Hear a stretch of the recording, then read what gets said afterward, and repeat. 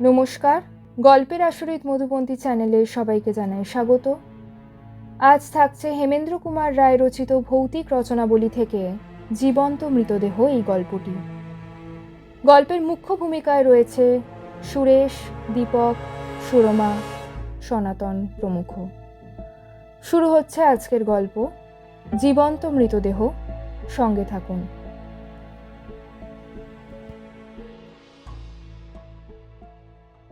সুরমা সমুদ্র দেখেনি। এবার পুজোর সময় সুরেশের কাছে ধর্ণা দিয়ে পড়ল, দাদা আমাকে সমুদ্র দেখাও। সুরেশ মাথা নেড়ে বললে, এ যাত্রায় হলো না বোন। কেন? পুজোর ছুটি পাবো বটে, কিন্তু ছুটিতে কলকাতায় কাজও আছে। আমি বড় জোর হপ্তাখানেক বাইরে থাকতে পারি, কিন্তু সমুদ্র দেখতে গেলে তো পুরীতে যেতে হয়। হপ্তাখানেকের জন্য পুরীতে গিয়ে কি হবে, মজুরিতে পোষাবে না।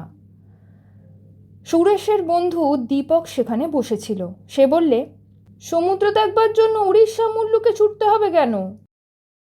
কারণ বাঙালির পক্ষে সেইটাই হচ্ছে শর্টকাট। দেখো সুরেশ, আমরা প্রায়ই ভুলে যাই সমুদ্রের স্পর্শ থেকে বাংলাদেশও বঞ্চিত নয়। হ্যাঁ দীপক, আমি তো জানি, কিন্তু কাছাকাছির ভেতরে পুরীর মতো অন্য কোথাও যাত্রীদের থাকবার ব্যবস্থা নেই। সুরমা, পুরীর চেয়ে ঢের কাছে তুমি সমুদ্র দেখতে পারো। কোথায় দীপুদা? কাঁথিতে, আমাদের দেশ কাঁথির কাছে। সেখান থেকে সমুদ্র দেখা যায়? নিশ্চয়ই, নইলে আর বলছি কেন। আমরা এখন কলকাতার বাসিন্দা হয়েছি বটে, কিন্তু দেশের বাড়িখানা আছে আমাদের পুরনো চাকর সনাতনের জিম্মায়। সুরেশ, দিন 5-6 ভেতরে যদি সুরমাকে নিয়ে সমুদ্র দেখে আবার কলকাতায় ফিরতে চাও, তবে বাঁধো মোট, চলো আমাদের দেশ।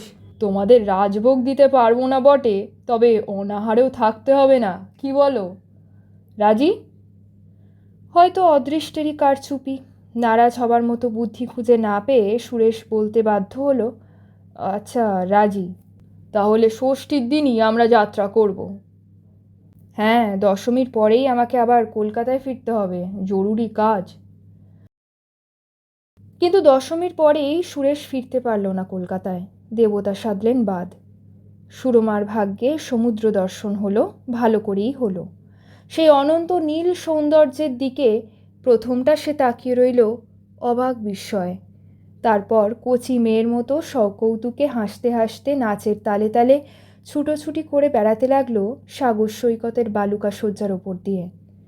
সুরেশ বললে, কলকাতার এত কাছে সমুদ্র, অথচ আমরা জেনেও জানি না। সমুদ্র দেখবার কথা উঠলেই পুরীর কথাই মনে হয়। এটা অভ্যেসের দোষ ভায়া। বাংলাদেশের কত জায়গা থেকে এই সমুদ্রের নাগাল পাওয়া যায়। সমতট বা দক্ষিণ বাংলার বাসিন্দাদের তো সমুদ্রের ছেলে বললেও অত্যুক্তি হয় না।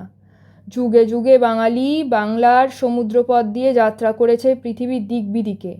বাংলার প্রথম বন্দর তাম্রলিপ্ত বা তমলুক থেকে খ্রিস্টপূর্ব যুগে শত শত জাহাজ যাত্রা করত সমুদ্রের ভেতর। বাংলার বীর ছেলে বিজয় সিংহ আর চীনা পর্যটক ফাহিয়েন তো তমলুক থেকে সমুদ্রযাত্রা করেছিলেন। আজও সমুদ্রগামী জাহাজে অগুন্তি বাঙালি নাবিক কাজ করে। সমুদ্রের সঙ্গে যে বাঙালির নারীর যোগ আছে। সুরমা বললে, আমার মনে হচ্ছে দাদা, সমুদ্রকে দর্শন করাও যেন মস্ত বড় একটা অ্যাডভেঞ্চার। ও দীপুদা, একখানা নৌকা ভাড়া করো না। কেন? একবার সমুদ্রের বুকে ভাসতে ইচ্ছে করছে। সুরেশ ধমক দিয়ে বললে, না না, বাড়াবাড়ি ভালো নয়। সমুদ্র কি পুকুর না খাল? ঢেউয়ের ধাক্কায় দৈব গতিকে নৌকা যদি ডুবে যায় কি বানচাল হয়, তাহলে শখের অ্যাডভেঞ্চারের মজাটা ভালোই টের পাবি। যত সব ছেঁদো কথা, অ্যাডভেঞ্চার। তা অ্যাডভেঞ্চারের মজাটা হাড়ে হাড়ে টের পেতে সুরমাকে বেশি দিন অপেক্ষা করতে হলো না। আকাশ ছেয়ে গেল কালো কালো মেঘে, মেঘের পর মেঘ, মেঘের ভেতরে মেঘ। দেখতে দেখতে আরম্ভ হলো বাড়িপাত। ক্রমে বৃষ্টি জোরে পড়তে লাগলো। দিন গেল, রাত এলো, রাত গেল, দিন এলো, আবার দিনের পর এলো রাত। তবু প্রবল বৃষ্টি ঝরছে অবিশ্রান্ত। ঝুপঝুপ করে ঝাঁপিয়ে পড়ছে জলে আর স্থলে। তার সঙ্গীরূপে জাগ্রত হলো ঝোড়ো হাওয়া। এমন বিস্ময়কর বৃষ্টি সুরমা আগে কখনো দেখেনি। বাড়ি থেকে এক পা বেরোবার জো নেই। জানলা দিয়ে বাইরে তাকালে কেবল দেখা যায় বৃষ্টির ধারার চিকের ভেতর দিয়ে দূরের অস্পষ্ট সমুদ্র এবং দিকে দিকে ঝাপসা বন জঙ্গল, আর শোনা যায় থেকে থেকে পাগলা ঝড়ের হাহাকার। তারপর আচম্বিতে এক ভয়ঙ্কর কোলাহল, তার মধ্যে যেন ডুবে গেল জল স্থল শূন্যের সমস্ত কিছু। দীপক, সুরেশ ও সুরমা স্তম্ভিত নেত্রে দেখলে সমুদ্র আকাশমুখো হয়ে লক্ষ লক্ষ সফিন তরঙ্গ জাদু বিস্তার করে লাফিয়ে উঠেছে ঊর্ধ্বে ঊর্ধ্বে আরও ঊর্ধ্বে, সর্বাঙ্গ তার ক্রুদ্ধ হুঙ্কারময়। পৃথিবীর বুকের ওপরে মহাশব্দে ভেঙে পড়ে সেই বিপুল জলরাশি, ধেয়ে এলো উগ্র বেগে। তারপর দিকে দিকে উঠল অগণ্য মানুষ ও জন্তুর কণ্ঠ থেকে আর্তনাদ, আর্তনাদ আর আর্তনাদ। এসে চিরস্মরণীয় বন্যার আরম্ভ, যার কাহিনী শুনে স্তম্ভিত হয়ে গিয়েছিল সারা ভারতবর্ষ। সুরমা অভিভূত কণ্ঠে বললে, মনে হচ্ছে এ যেন প্রবল পয়োধি জল। দীপক ভয়ার্ত স্বরে বললে, এখন আর কাব্য নয় সুরমা, হ্যাঁ, এ হচ্ছে সাক্ষাৎ মৃত্যুস্রোত। সমুদ্রের বন্যা ছুটে আসছে পৃথিবীর মাটিকে গ্রাস করতে। অজস্র ধারায় ঝরছে আকাশ প্রপাত।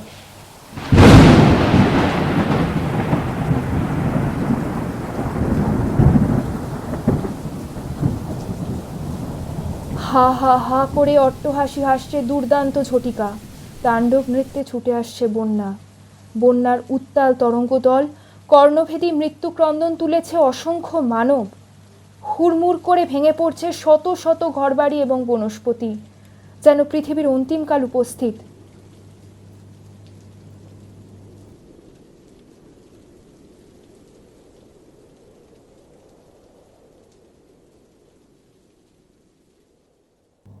আমরা বন্যার ইতিহাস লিখতে বসিনি, যেটুকু ইঙ্গিত দিলুম সেইটুকুই যথেষ্ট। বন্যা যখন বিদায় নিলে চারিদিকে দেখা গেল এমন হৃদয় বিদারক দৃশ্য, ভালো করে যা বর্ণনা করতে গেলে ভাষাও বোবা হয়ে যায়। সুতরাং সে অসম্ভব চেষ্টা করব না। এইটুকু বললেই চলবে না যে কয়েকদিন ব্যাপী ঝড় বৃষ্টির বন্যার পর সূর্যদেব মেঘ সরিয়ে এসে দেখলেন এ অঞ্চলের বাইরে অধিকাংশ ঘর বাড়ি একেবারে বিলুপ্ত কিংবা জলময় হয়েছে, এবং অনেক জায়গায় গ্রাম বা অঞ্চল ডুবিয়ে থই থই করছে অগাধ জলরাশি, এবং তার উপরে দলে দলে ভাসছে গণনাতীত নরনারীর ও অন্যান্য জীবজন্তুর মৃতদেহ। যেদিকে তাকাও দৃষ্টিসীমা জুড়ে একই দৃশ্য। দীপকদের এবং অন্যান্য কারুর বাড়ি ছিল উচ্চ জমির ওপরে, তাই তারা কোনো ক্রমে আত্মরক্ষা করতে পেরেছে। কিন্তু দীপকদের বাড়িও একেবারে অক্ষত ছিল না। তার পেছন দিকে যে অংশটা ছিল বেশি পুরাতন তা অদৃশ্য হয়েছে। উঁচু জমির ওপরে থাকলেও বাড়ির একতলায় নামবার কোনো উপায় নেই। কিন্তু তবু তো তাদের বলতে হবে ভাগ্যবান, কারণ জানলা দিয়ে দেখা যাচ্ছে কত লোক বাস করছে মুক্ত আকাশের তলায়, জলমগ্ন ঘর বাড়ির ছাদের ওপরে বা বনস্পতির শাখায় শাখায়। এবং এইভাবেই তো উপবাস করেই তাদের যে কত দিন থাকতে হবে তা কেউ জানে না। সুরেশ বললে, দীপক, আমাদের যখন এখানে আসবার জন্যে নিমন্ত্রণ করেছিলে তখন কি বলেছিলে মনে আছে? তোমাদের অনাহারে থাকতে হবে না। কিন্তু এখন কি বলতে চাও? আমি সাঁতার জানি না, সুরমাও তাই। বাড়ির নিচে চারিদিকে সমুদ্রের জল বয়ে যাচ্ছে কলকল করে। এই জলরাশি ভেদ করে যে আবার কবে ডাঙা দেখা দেবে ভগবানই জানেন। এর মধ্যে আমরা জঠর জ্বালা নিবারণ করব কেমন করে? ভয় নেই ভায়া, অন্তত দিন 3-4 আমাদের অনাহারের ভয় নেই।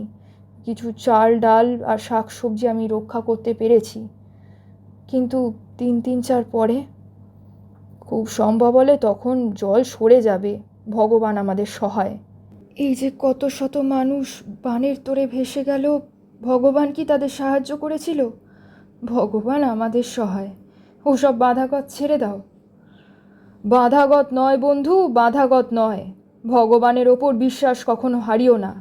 যারা বানের জলে ভেসে গেল নিশ্চয়ই তাদের কাল পূর্ণ হয়েছিল, ভগবান তাই তাদের সাহায্য করেননি।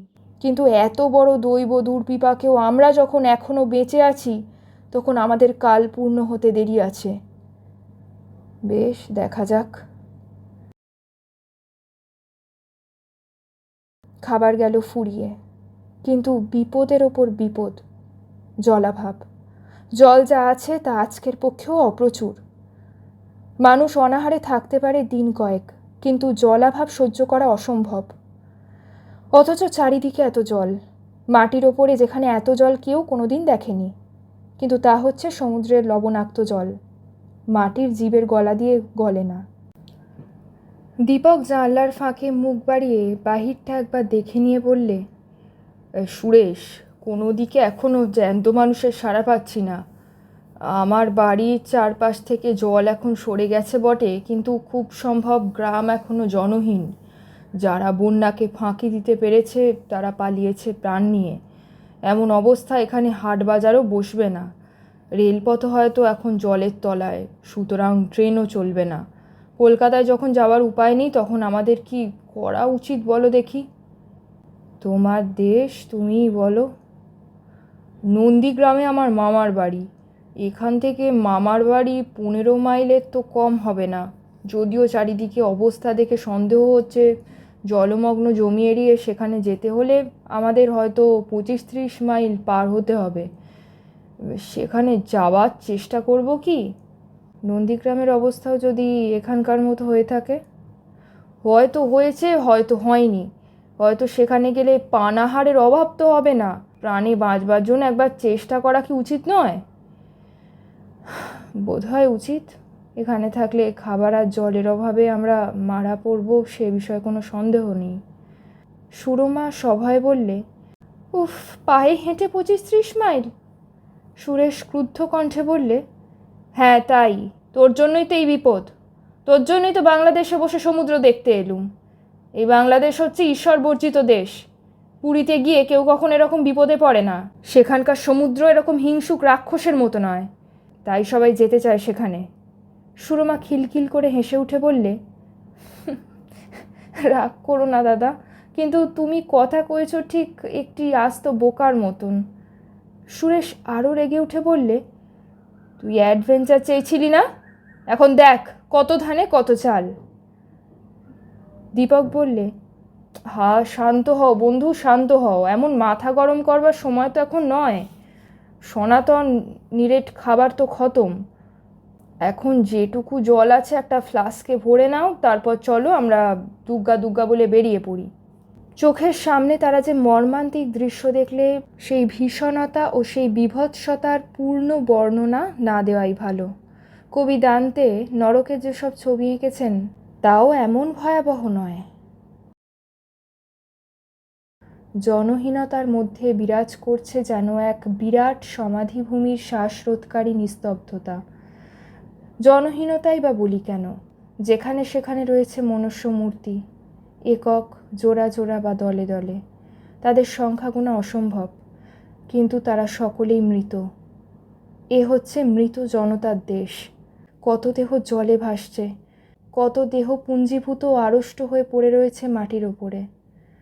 মাঝে মাঝে দেখা যাচ্ছে জলমগ্ন জলের ওপরের অংশ। সেসব গ্রামে যারা থাকতো তাদের অনেকেই ভেসে গিয়েছে বন্যাস্রোতে। বাকি সবাই করেছে প্রাণ নিয়ে পলায়ন। থেকে থেকে সুদূর বা অল্প দূর থেকে ভেসে আসছে বল হরি হরি বল এই ধ্বনি। আত্মীয়রা যেসব দেহের সন্ধান পেয়েছে তাদের নিয়ে চলেছে শ্মশানের দিকে। সবার আগে দীপক, তারপর সুরেশ, তারপর সুরমা এবং সবশেষে মোট ঘাট নিয়ে পথ চলছে বৃদ্ধ ভৃত্য সনাতন। তাদের মনের ভেতরে কি হচ্ছিল জানি না, কিন্তু তাদের মুখের পানে তাকালে বোধহয় যেন তারা এগিয়ে যাচ্ছে চোখ থাকতেও অন্ধের মতো। সত্যিই তাই। ইচ্ছে করেই তারা এদিক ওদিক চোখ মেলে তাকিয়ে দেখছিল না, কারণ তা দেখলে হয়তো বন্ধ হয়ে যেত তাদের হৃদয়যন্ত্রের ক্রিয়া। প্রত্যেকেই পদচালনা করছে কলের পুতুলের মতো। কারুর মুখে কথা নেই বললেই চলে। এই মরার মুলুকের মৌনব্রতের মধ্যে কথা কইতে যেন ভয় হয়, শিউরে ওঠে প্রাণ। মনে হয় পরিচিত জীবনের বাণী শুনলে দেহহীন আত্মারা আবার ফিরে আসতে চাইবে আপন আপন দেহের মধ্যে। পথ ধরে সোজা চলতে পারলে হয়তো তারা সন্ধ্যের আগেই গন্তব্যস্থলে গিয়ে পৌঁছতে পারত, কিন্তু পথ ও মাঠের অধিকাংশই এখন জলমগ্ন। যেখানে জল নেই সেখানে গিয়ে অনেক ঘুরে তবে তারা অগ্রসর হতে পারছে। অবশেষে সন্ধ্যা হলো, চাঁদ উঠল, শুক্লপক্ষের উজ্জ্বল চাঁদ। তারা ভাবলে এ চাঁদের মুখ যেন মরার মতো হলদে। জ্যোৎস্নার আলোতে তফাতের সব দৃশ্য আর স্পষ্ট করে দেখা যাচ্ছে না। এ তবু মন্দেরও ভালো, অন্তত খানিকটা কোমল ভয়াবহতা। সুরমা কাতর স্বরে বললে, দাদা, জল। এই তো একটু আগেই জল খেলি। কি করব দাদা, আজ আমার গলা যে খালি শুকিয়ে যাচ্ছে। শুকিয়ে গেলে কি করব বোন, ফ্লাস্কে যে আর এক ফোঁটাও জল নেই। একটা অস্ফুট আর্তধ্বনি করে সুরমা চুপ মেরে গেল। দীপক বললে, পচা মরার দুর্গন্ধ ক্রমেই বেড়ে উঠেছে, আর যে নিঃশ্বাস নিতেও কষ্ট হচ্ছে। পথের আর কত বাকি? আমাদের এখনো মাইল 7 আর যেতে হবে। ও বাবা।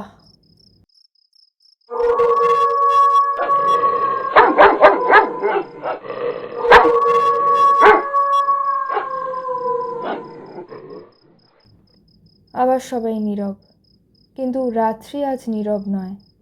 একটানা শোনা যেতে লাগলো শৃগাল কুকুরের চিৎকার ধ্বনি। মরার অধিকার নিয়ে তারা ঝগড়া করছে পরস্পরের সঙ্গে।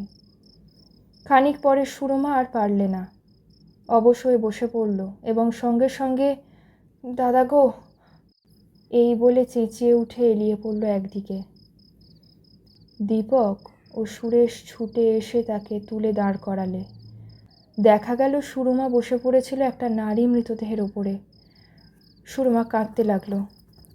সুরেশ বললে, এখানে দাঁড়িয়ে কাঁদলে কি হবে বোন? চল যত তাড়াতাড়ি পারি এই নরকের বাইরে পালাই, চল। তেষ্টায় আমার ছাতি ফেটে যাচ্ছে, আর আমি হাঁটতে পারবো না দাদা। তাহলে তোকে কি আমাদের কোলে করে নিয়ে যেতে হবে? এত দুঃখেও ম্লান হাসি হেসে সুরমা বললে, কি যে বলো দাদা, তবে এগিয়ে চল। একটা দীর্ঘ নিঃশ্বাস ফেলে সুরমা আবার অগ্রসর হলো। চাঁদের আলো আরও জলজলে। ওদিকে তেপান্তরের মাঠটাকে দেখাচ্ছে অপার সমুদ্রের মতো। চন্দ্রকিরণ তার বুক জুড়ে খেলছে যেন লাখো লাখো হীরা নিয়ে ছিনিমিনি খেলা। এদিকে খানিকটা খোলা জমি, তার এখানে সেখানে অস্বাভাবিক সব ভঙ্গিতে পড়ে রয়েছে কতগুলো দেহ, কেউ নর, কেউ নারী, কেউ শিশু। 3-4 দিন আগেও তারা ছিল এই উৎসবময় ধরনের গর্বিত প্রাণী। স্বপ্নেও কল্পনা করতে পারেনি নিজেদের এমন ভয়ানক পরিণাম। পাশের বনের ভেতরে উঠেছে ঘন ঘন হরিধ্বনি। সব যাত্রীরা যাচ্ছে শ্মশানের দিকে। হঠাৎ সনাতন আঁতকে উঠে বললে, বাবু। কিরে সনাতন? দীপক ফিরে বললে। সনাতন ঠক ঠক করে কাঁপতে কাঁপতে বললে, মরা জ্যান্ত হয়ে উঠেছে, মরা জ্যান্ত হয়ে উঠেছে। মরা জ্যান্ত হয়েছে কি রে? ওই দেখুন, ওই দেখুন। সে সেই খোলা জমির দিকে অঙ্গুলি নির্দেশ করলে। ফিরে দেখে সকলেরই বুক শিউরে উঠল। জমির ওপরে যে মৃতদেহগুলো ছিল তাদের একটা শুয়ে শুয়েই অগ্রসর হচ্ছে। সুরমা ভয় চোখ বুজে ফেলল। সনাতন বললে, পালিয়ে আসুন বাবু, পালিয়ে আসুন, মরাটাকে দানই পেয়েছে। খুব তীক্ষ্ণ চোখে চলন্ত মূর্তিটাকে দেখে দীপক বললে, দেখ, অসম্ভব কখনো সম্ভব হয়, ওটা কুমির। কুমির? হ্যাঁ, এখানে এসেছিল মরার লোভে, আমাদের দেখে জলের দিকে পালিয়ে যাচ্ছে, আর এমন করেই আমরা ভূত দেখি।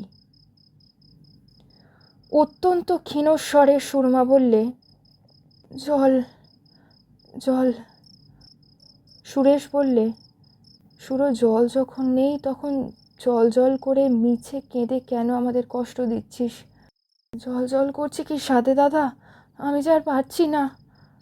ভয় নেই সুরমা, পথের আর মাইল 3 বাকি। মা গো, সে তো অনেক দূর। কেউ আর কিছু বললে না। কিছু দূরে দেখা যাচ্ছে দুটো লণ্ঠনের আলো। একজন মানুষকেও দেখা যাচ্ছে না স্পষ্টভাবে। দীপক বললে, ওখানে একটা শ্মশান আছে। একটা কথা মনে হচ্ছে, যারা শ্মশানে এসেছে তারা এখানকার পানীয় জলের অভাবের কথা নিশ্চয়ই জানে। ওরা কি সঙ্গে পানীয় জল আনেনি? আনা তো উচিত, সুরেশ বললে। সুরমার অবস্থা হয়েছে শোচনীয়, একবার জলের খোঁজে ওদের কাছে যাব নাকি? চলো। সকলে শ্মশানের দিকে অগ্রসর হলো। যখন তারা শ্মশানে এসে উপস্থিত হলো তখন কয়েকজন লোক চিতায় আগুন জ্বালাবার চেষ্টায় নিযুক্ত ছিল। তারা তফাতে দাঁড়িয়ে অপেক্ষা করতে লাগলো। চিতা জ্বলল। আগুনের রক্তশিখা ক্রমেই উঠতে লাগলো উপরের দিকে। হঠাৎ এক অভাবিত কাণ্ড। প্রথমেই জাগলো যন্ত্রণা বিকৃত নারী কণ্ঠের তীব্র আর্তনাদ। তারপরেই দেখা গেল চিতায় ওপরকার কাঠগুলো ঠেলে ফেলে দিয়ে চিতার ওপরে বিদ্যুৎ পেকে দাঁড়িয়ে উঠল এক শীর্ণ বিশীর্ণ জীবন্ত নারী মূর্তি। তার পরনের কাপড়ে তার এলানো চুলে চুলে দংশন করছে ক্রুদ্ধ সর্পশিশুর মতো অগ্নিশিখারা। আকাশ বাতাস কাঁপিয়ে সে তীক্ষ্ণ স্বরে বললে, জ্বলে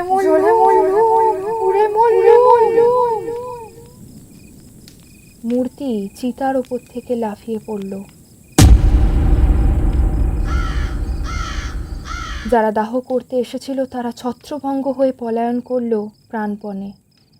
সেই ভয়ঙ্করী অগ্নিময় মূর্তির চোখ দুটো ঠিকরে পড়েছে। সে দুহাত বিস্তার করে খুব বেগে দৌড়ে আসতে আসতে চেঁচিয়ে উঠল, জ্বলে মরল, পুড়ে মরল, রক্ষা করো, রক্ষা করো। দীপক, সুরেশ, সুরমা ও সনাতন দ্রুত পদে না পালিয়ে পারলে না। অনেক দূরে ছুটে এসে তারা থামল। খানিকক্ষণ হাঁপ ছাড়বার পর দীপক বললে, কি কাপুরুষ আমরা, কার ভয় পালিয়ে এলুম। জ্যান্ত মানুষকেও মারা গেছে ভেবে ভুল করে শ্মশানে নিয়ে আসার কথা তো আগেই শুনেছি, এ নিশ্চয়ই সেই ব্যাপার। সুরেশ বললে, আমারও এখন সেই সন্দেহই হচ্ছে, চলো শ্মশানের দিকে আর একবার গিয়ে দেখে আসি। সুরমা সভায় কেঁদে উঠে বললে, ওরে বাবা, আমি আর পারবো না। কে তোকে যেতে বলেছে? তুই সনাতনের কাছে বসে থাক। কিন্তু তাদের বিফল হয়ে ফিরে আসতে হলো। সেই অদ্ভুত মূর্তি একেবারেই অদৃশ্য। সনাতন মাথা নেড়ে মত জাহির করলে, যে মূর্তি দুনিয়ার নয় তাকে কি আর দুনিয়ায় খুঁজে পাওয়া যায়?